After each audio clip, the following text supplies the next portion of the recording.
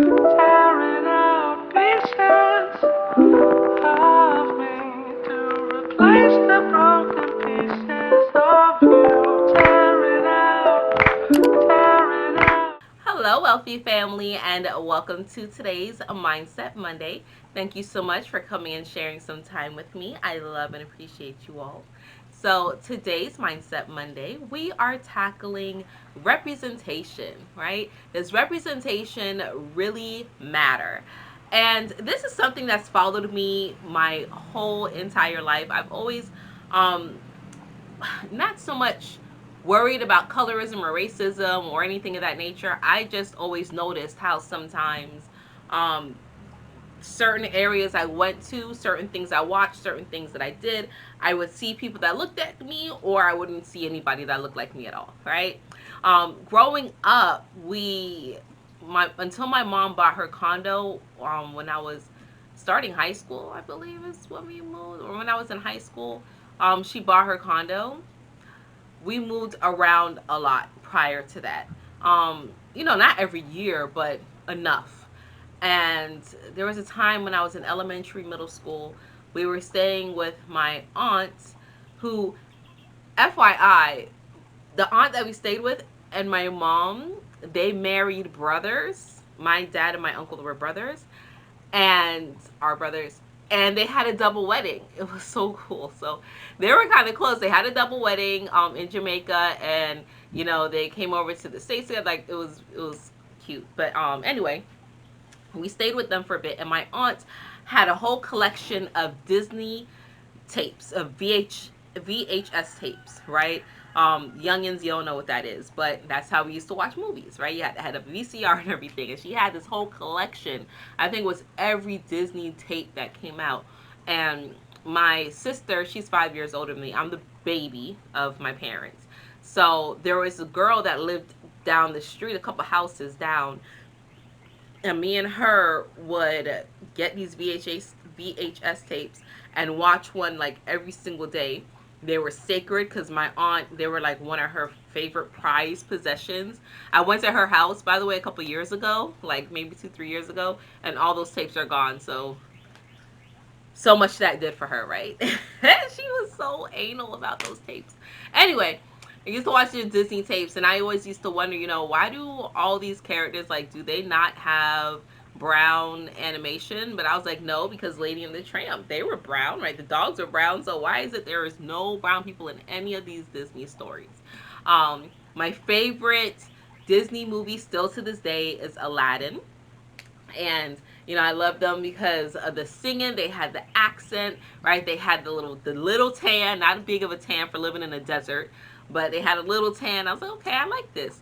And because we were also raised as Jehovah Witnesses, we didn't do holidays or dress up or anything. So when I could do my Disney dress up theme, or play my pretend, or have parties, or even when we were going to Kingdom Hall, which is our church, I would always try to dress up, be like, I'm a Disney princess, or this is my princess dress, or things of that nature.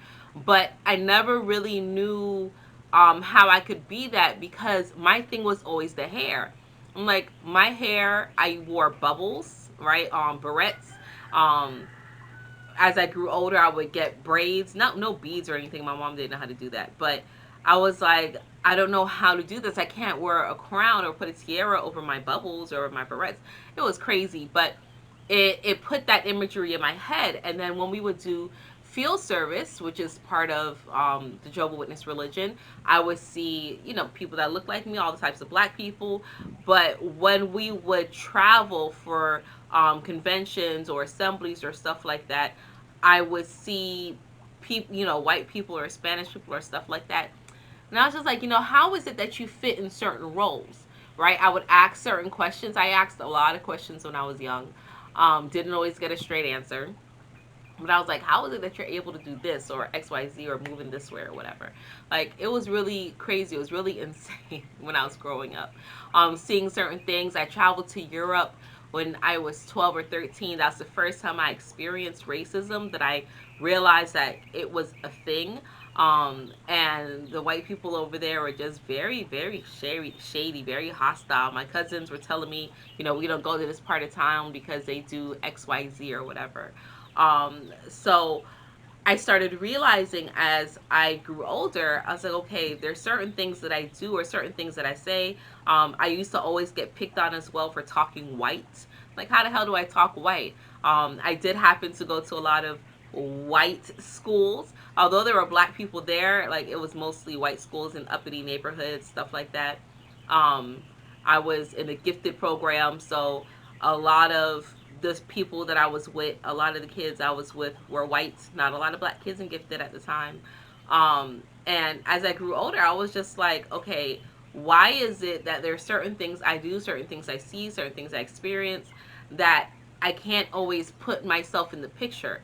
But I like to do these things, right? I like to watch white people shows. I used to like white people. Well, I still do like white people music, right? I listen to all types of music. Not too much on the heavy metal, okay?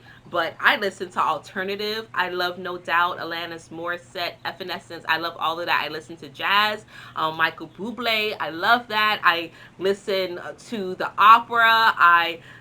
There's all types of stuff, okay? I watch Friends. All, you know, those things that normal quote unquote black people wouldn't do, but I couldn't not really see myself or put myself in that picture. I was like, I enjoy these things, but people that I consider my friends or my associates, when I try to talk to them or insert ourselves in this picture, they can't get with it, or they can't see it, or there's no way to kind of bring it all together. And then as I started having children, and they would say certain things to me, I was like, oh crap, okay, this is what's happening. We can't see it because we don't see anyone like us who, or anyone like me rather, who is doing those things. So it's hard to kind of put myself in that mold. It's even now with my YouTube channel. The reason why I started my YouTube channel, well, there's many reasons, but the one thing that really kind of pushed me over the edge was I was looking for someone who taught spiritual and magical things in the video format, and all I could find was white people. I could not find anyone black. Finally, I stumbled upon the ecliptic spiritualist, Ronita Black. You can go check out her YouTube channel, Ecliptic Spiritualist 7. She also has a website, eclipticspiritualist7.com. And I learned a lot of things from her, but I don't discredit the things that I learned from white people, right? And as I grew in my knowledge, I realized, you know, colorism doesn't matter. Your body doesn't matter. Racism is out there. It's part of our paradigm. It's part of what people have agreed to. It doesn't matter if I'm black, you're white, you're Spanish. I don't care. Like right now, at this point in time in my life, I don't care. A lot of my clients I have are white. A lot of my clients I have are black. I have some Spanish. I even had some Asian people come through. So it does. I mean, it doesn't matter to me. But representation does matter, because when you're trying to grow and accomplish certain things, if you don't feel that you can do it because you've never seen anyone like you do it, so you have that block or that limitation, and then you have society telling you that, oh yeah, you can't accomplish this or you can't do this because no one has ever done it like you, you start to believe that.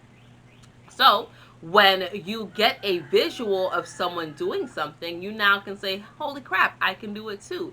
It's similar to beating the record of the mile, right? People didn't feel that you could run a mile in under 3 minutes until someone did it, and then everyone started doing it, right? It's kind of like, oh, I don't feel I can earn X amount of dollars until you earn it, and then you see it, and you're like, holy crap, right?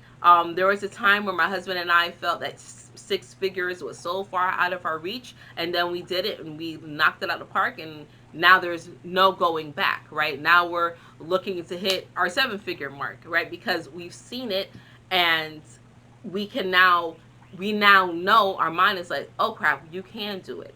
That's why vision boards work so well, because you get that mental imagery over and over.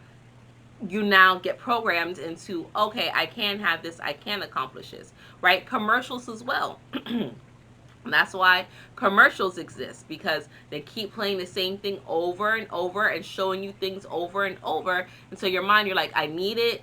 It's going to make my life easier, right? You can even say slogans, right? Like a good neighbor. Who's there? State Farm, right? What is Bounty? The quicker picker upper. Like those things, they're just ingrained in your mind because you keep seeing it over and over and over. So yes, colorism doesn't matter, racism doesn't matter. There's only one race, the human race. Okay, everyone's having their own experience. Like I've told you, if you go through your timeline, if you could have total recall of all the lives that you had right now in this physical life form, you would see that you've had many different races. Okay, I know that I've been Indian. I know I've lived in the Mediterranean. I know I've had different experiences in different bodies.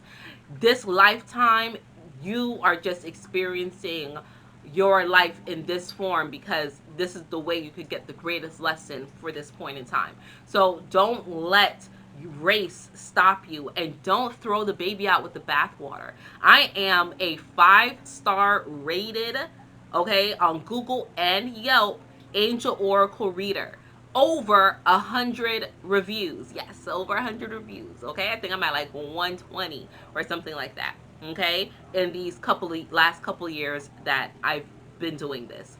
And I got my start by watching Melanie Beckler on YouTube. My very first deck, my Angel Ascension Oracle deck, is from her. She's a white girl, blonde hair, blue eye, very soft voice, lives in the woods, likes to hug trees. But I learned a lot from her, right? And I'm grateful for the start that she gave me. So don't look at someone and say, oh, I can't take your information because you're this or because you're that or because I need to get it from elsewhere. Yes, certain instances and certain things that we can do is based on our chemical makeup, right? I can stand in the sun longer than someone who is Caucasian, right? I can eat that shit and transmute and feel energized, and they won't feel as good, right? Um, but I don't want to stand the cold as well as they may be able to do so. You understand? Stereotypes, but yeah, I just came from Minnesota and that shit's real. It was like 50 degrees and they were out wearing shorts and flip flops. Like shit was crazy.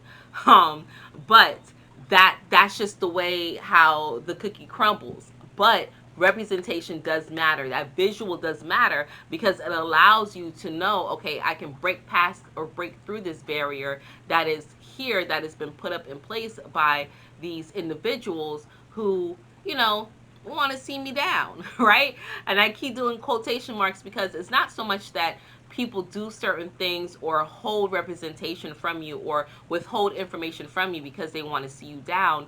It's more like they don't want you to be as up as you possibly could be because then they feel that you would be taken away from them. But those are small-minded, ignorant people. Those who are elevated and are enlightened and broad-minded know that we are abundant beings, and abundance means there's more than enough from everyone. And it doesn't matter if I have a lot, that doesn't mean that you can't have a lot too, because abundance means in excess. It means more than. It means it's all available for you. Okay? So that is that. That's all that I have for you today, wealthy family. I love and appreciate you all. And until we connect again, stay alert, stay aware, and live in love. Peace.